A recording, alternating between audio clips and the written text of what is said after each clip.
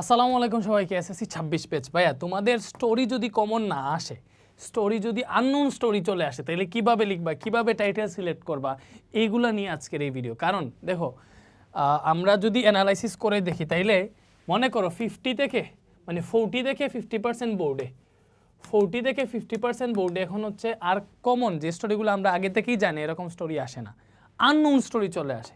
Unknown মানে হচ্ছে just উপরে একটা হিন্টস দিয়ে দেয়, কয়েকটা লাইন লিখে দেয়, বাকি স্টোরিটা আমাদের নিজেদের পূরণ করতে হয়। যে স্টোরিটা তুমি আগে কখনো দেখোই নাই এরকম আননোন স্টোরি চলে আসে। সো আননোন স্টোরি যদি আসে তাহলে কীভাবে লিখবে এবং কীভাবে লিখলে তুমি হচ্ছে স্টোরির মধ্যে 15-র মধ্যে 15ই পাবা, এইটা নিয়ে আজকের ভিডিও। সো তোমরা যারা ক্লিক করছো, ঠিক ভিডিওতেই ক্লিক করছো, যদি স্টোরি কমন না আসে তাহলে কীভাবে লিখবা আমি তোমাদের দেখিয়ে দিব।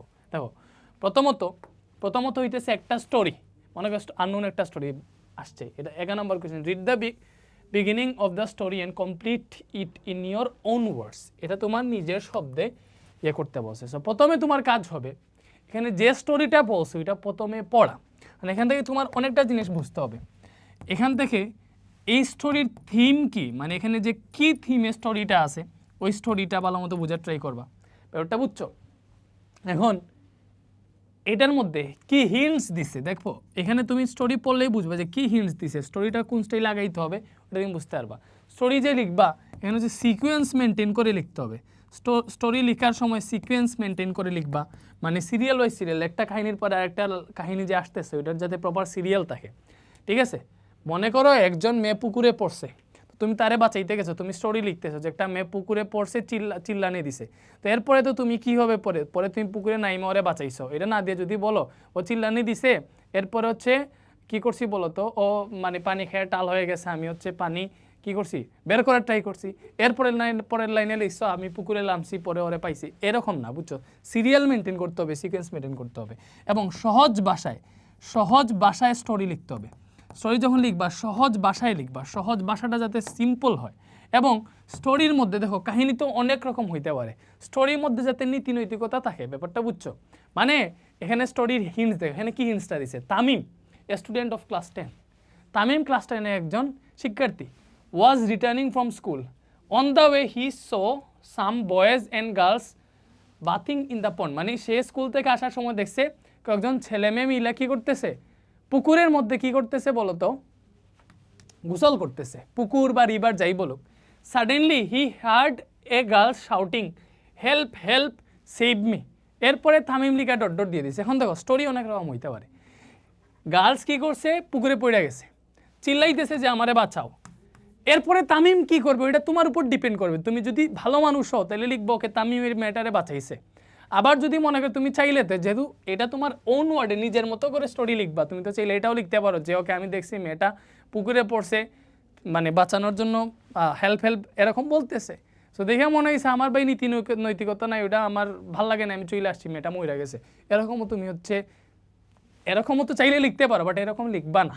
এজন্য বলতেছি যে স্টোরির মধ্যে নীতি নৈতিকতা যাতে মেনটেন রাখো, ব্যাপারটা বুঝছো? এই জিনিসটা মানে স্টোরিটা যাতে পজিটিভ স্টোরি হয়, তা কাহিনী যাতে সুন্দর হয়, এটার এন্ডিং যাতে একটা স্মার্ট এন্ডিং হয়, এই ব্যাপারগুলো খেয়াল রাখলেই হবে, ব্যাপারটা বুঝছো? লাইক এইটা মনে করো একটা আননোন স্টোরি, আমরা জানি না এমন একটা স্টোরি আসছে, ওকে। এরপরে স্টোরির মধ্যে সবচেয়ে যে ব্যাপারটা সেটা হচ্ছে টাইটেল, সুন্দর মতো এমন একটা টাইটেল দিতে হবে যে টাইটেলটা পুরো স্টোরিরে মিন করবে, এবং এই টাইটেলের জন্য তুমি একটা পারফেক্ট মার্কস পাবা। ব্যাপারটা কি ভাই বুঝাইতে পারছি? আই থিঙ্ক বুঝাইতে পারছি। তো আমার মনে করি এই জায়গায় একটা আননোন স্টোরি আছে, এটা আমি কেমনে লিখছি ওইটা দেখাই তোমার বুঝাই, এটা কাহিনী কীরকম হইতে পারে। এটা তো আমরা পড়ছি, এটা হচ্ছে আমার কোয়েশ্চেনে দেওয়া, এবার স্টোরিটার আনসার দিব। আনসারে কি লিখতে হবে, প্রথমে এখানে যতটুকু দিছে ততটুকু হুবহু তুলতে হবে, যে তামিম পর্যন্ত একদম হুবহু তুলছি, এই যে তামিম পর্যন্ত একদম হুবহু তুলছি, ব্যাপারটা বুঝছো? প্রশ্নে যা আছে হুবহু তুলছি। এরপরে তামিম কি করবে, তামিম বিকেম কি বলো, greatly perturbed, looking around he saw none who could help him in saving the girl. আচ্ছা দেখো এখানে কি বলতেছে, তামিম দেখছে, দেখা সে আশেপাশে দেখা বলতেছে এখানে দেখছে যে এখানে কেউ নাই ওই মেয়েটাকে বাঁচানোর জন্য, সে কী করছে পরে সে হচ্ছে গার্লের কাছে গেছে, she had to got far a from the safe area of the river, মানে এখানে রিভার বলছে কেন, এই যে এটা ভুল করে বলছে। দেখো এখানে গার্ল পড়ছে কই, পুকুরে, গার্ল মানে পড়ছে পুকুরে, তুমি এই যে পন্ড দিতে হবে, এখানে ভুল করে বলছে, পুকুরে পড়ছে তুমি পুকুর দিবে, এই যে এই ব্যাপারটা মেনটেন রাখবা, প্লট চেঞ্জ করা যাবে না, ব্যাপারটা বুঝছো? However, reaching the spot, he took her on his shoulder and began to approach the bank of the river. দেখো রিভার দিও না, ব্যাপারটা বুঝছো, পন্ড দিও। ওকে, যেহেতু পন্ড দিছে।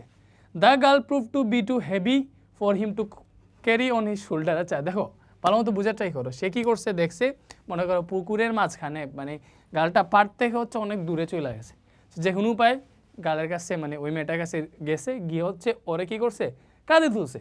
সো ক্যারি করার জন্য সুন্দর, দেখো এটা স্টোরিটা লম্বা করার জন্য এটা লিখছে, ও এটা না লিখলেও পারত।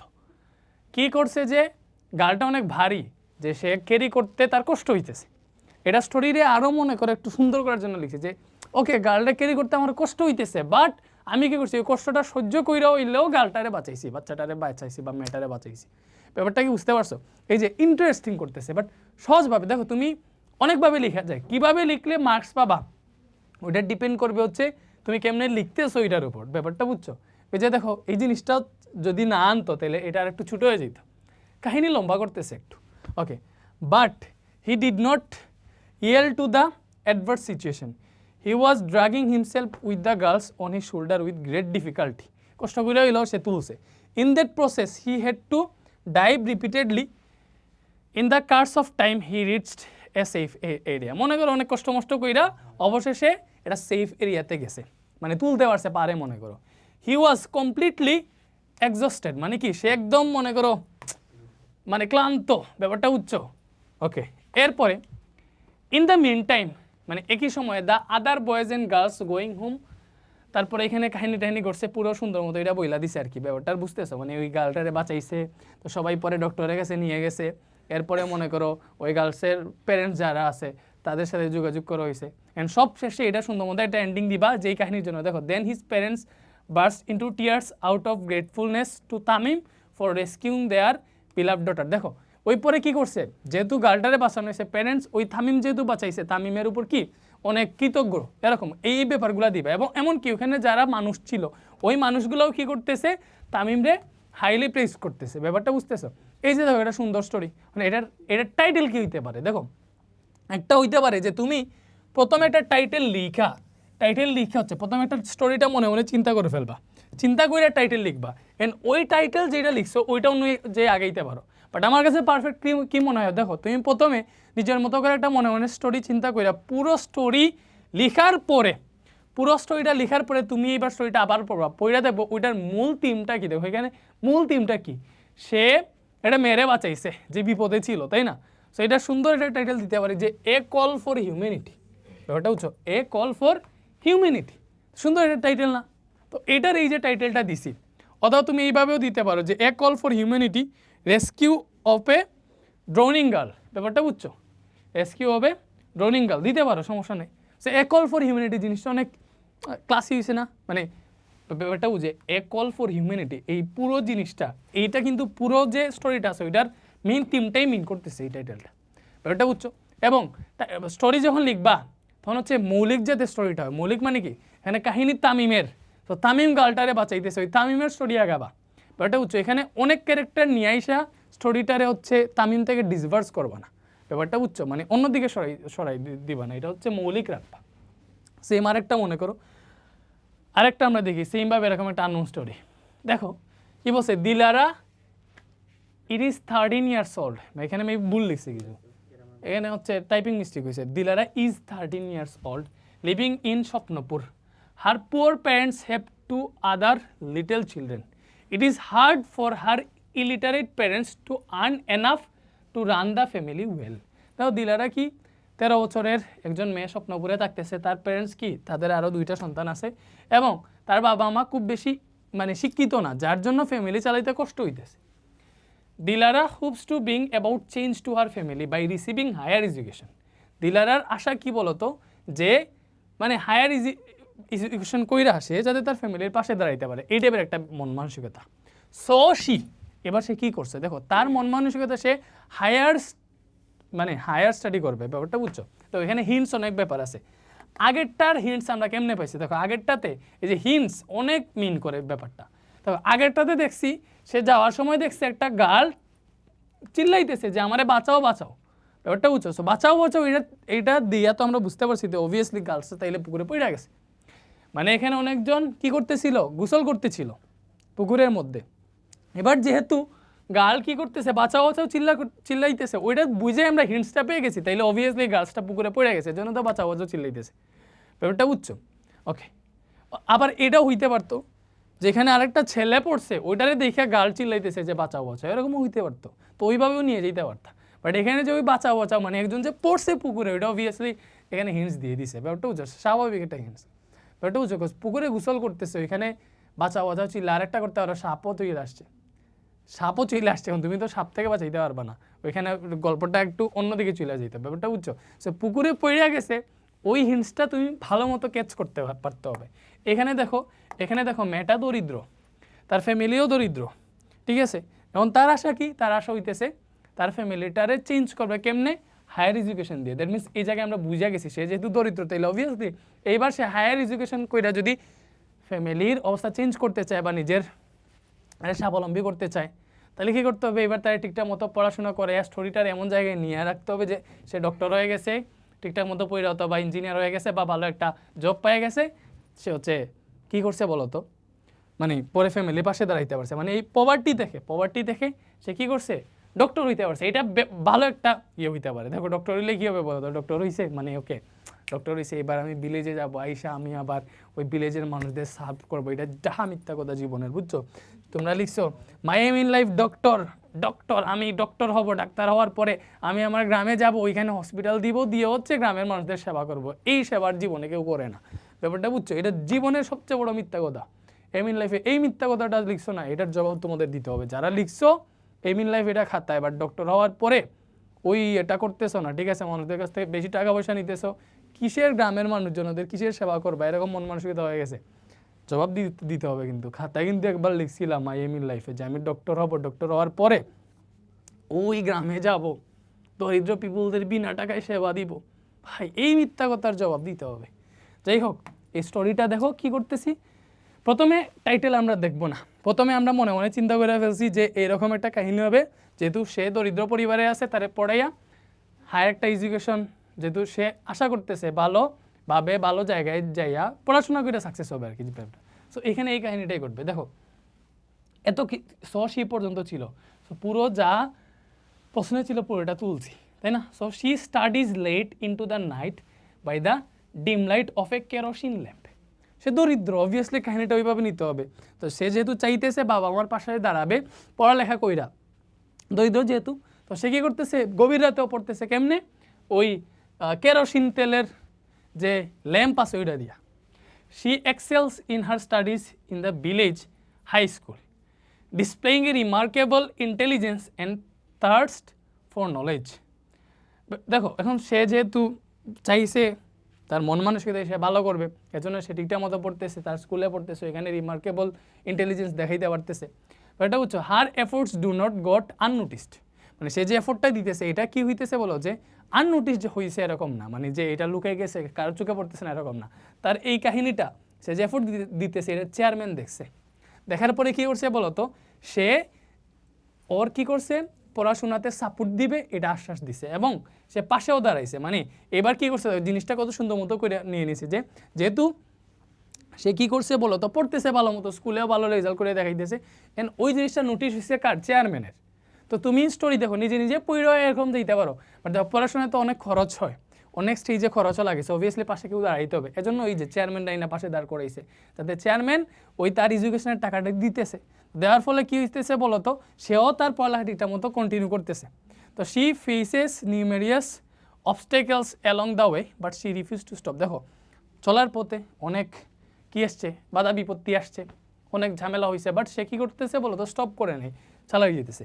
She gets GPA 5 both in SSC and HSC। দেখো সে তোমাদের যে যেটা পাওয়ার জন্য এত কষ্ট করতেছো, এটা সে SSC and HSC দুইটাতেই পাইছে। And now she wants to be a doctor. এখন সে কী করতে চায় বলো তো? এখন সে ডক্টর হইতে চায় SSC HSCতে GPA 5 পাওয়ার পরে। এরপরে কী বলো তো? এইবার অ্যাডমিশনের জন্য পড়তে হবে ডক্টর হওয়ার জন্য, তাই না? ওই কাহিনীটা পড়ে লিখবে। দেখো এইভাবে দেখো কাহিনীটা এমনিই বানাবা। So she is preparing to take the exam and working very hard.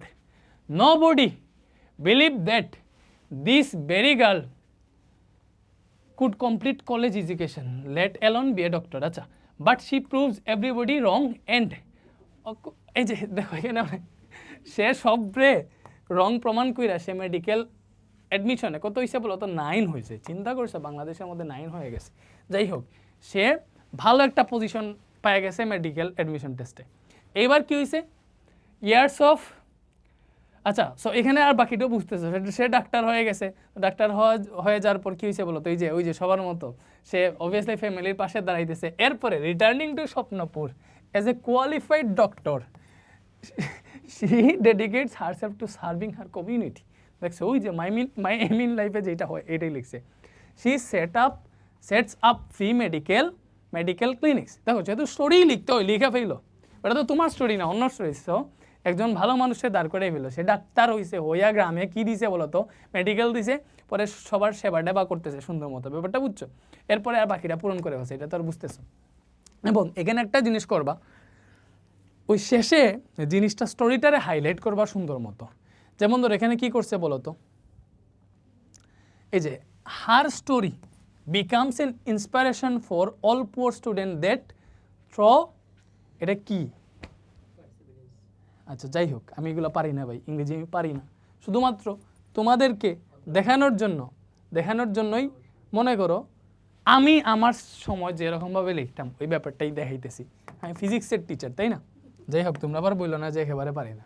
ওকে যাই হোক, ওই সুন্দর মতো এন্ডিংটা টানছে, মানে বুঝাইছে যে তার স্টোরিটা এখন কি ওই সবার কাছে মানে কি অ্যাজ এ ইন্সপিরেশন, যে দরিদ্র থেকেও ভালো পজিশনে যাওয়া যায় এই টাইপের। সো স্টোরিটা আমরা নীতি নৈতিকতা সব দিক দিয়ে সুন্দর মতো সাজাইছি না, যে হিন্টসগুলো দিয়েছি হিন্টসটা পূরণ করছি না। তো তার হিন্টস কী ছিল, সে চায় সে হায়ার এডুকেশন করে পরিবারের পাশে দাঁড়াইতে। এবার তুমি তারে ডক্টরও বানাইতে পারো, ইঞ্জিনিয়ারও বানাইতে পারো, যেটাই বানাও তারে সাকসেসফুল দেখাইতে হবে এবার স্টোরির মধ্যে। যেহেতু সে কী চাইছে বলো তো, যেটা চাইছে যে কী হইতে চায় সে, এই যে এই লাইনটা, এইটাই হচ্ছে hints. Dilara hopes to bring about change to our family by receiving higher education.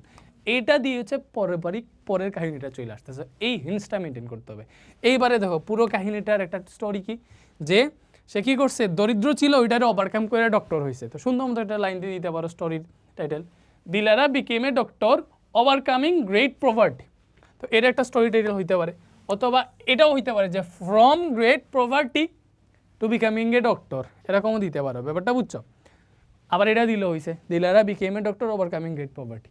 So এইটা হইতেছে তুমি যে কাহিনীটা সাজাই বা ওই কাহিনীর থিম অনুযায়ী একটা স্টোরি দিয়ে দিবা। বিকজ আমরা এখানে এটাই দেখেছি যে সে কী করছে, দরিদ্রতারে উপেক্ষা কইরাও সে একজন ডক্টর হয়েছে, অনেক কষ্ট মষ্ট কইরা। সো আমরা স্টোরি টাইটেল ওইটাই ফুটাইছি যে কী হয়েছে বলো তো, Dilara became a doctor overcoming great poverty.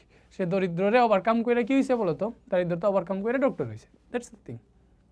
তো স্টোরি আসলে বানিয়ে লিখতে পারবা। আর স্টোরি 2 থেকে 2.5 পেজ এনাফ, এর বেশি তো আর লেখার কিছু নেই। স্টোরি কমন চলে আসলে তো ওই স্টোরিটা যতটুকু আছে ততটুকুই লিখতে হবে। আর কমন না আসলে বানিয়ে এইভাবে স্ট্যান্ডার্ডভাবে লিখতে হবে। আবার বেশি বানিয়ে দিও না, বেশি লম্বা করে ফেলো না, স্ট্যান্ডার্ড ওয়েতে যাইও। থ্যাংক ইউ, এতটুকুই। স্টোরি কমন না আসলে আশা করি লিখতে পারবা। দেখো এই 2টা স্টোরিও ভালো মতো দেখো। গত বছর ভিডিও বানাইছিলাম যে স্টোরি কমন না আসলে কেমনে লিখবা। সো এখানে আনকমন যে স্টোরিটা দেখাইছি ওইটাই যশোর বোর্ডে চলে আসছিল। সো দেখো এখান থেকে চলে আসতেও পারে। যাই হোক, থ্যাংক ইউ। এটার মতো পড়ো। আর তোমাদের যেটা করতে হবে বা ইংরেজিতে 95+ পাইতে হইলে আমি একটা ক্লাস দিতেছি, ওই ক্লাসটা দেখতে হবে। সব ভিডিওতেই দেখিয়ে দিচ্ছি আমাদের ফাইনাল শর্ট ক্লাসটা আমাদের প্ল্যাটফর্ম থেকে যে নেওয়া হয়েছে, ওটা আমি দেখাই।